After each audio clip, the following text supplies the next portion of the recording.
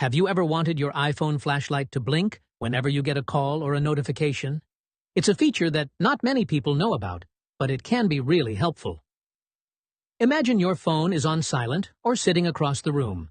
Instead of missing an important call, you'll see the flash blinking right away. Let me walk you through the setup step by step. First, open the Settings app on your iPhone. Scroll down until you find Accessibility and tap on it. Inside Accessibility, keep scrolling until you reach the Audio and Visual section. Here, you'll see an option called LED Flash for alerts. Go ahead and tap on it. Now, simply switch it on to enable flashlight alerts.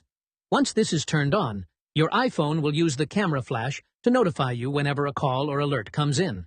But there's more. You'll notice two additional options right below. These settings are completely optional, and you can customize them depending on your personal preference. From now on, whenever you receive an incoming call, text, or alert, your iPhone flashlight will blink and grab your attention immediately. If you found this guide helpful, don't forget to like the video, share it with your friends, and subscribe to the channel for more iPhone tips, tricks, and hidden features. Also, make sure to turn on the notification bell so you never miss the next update.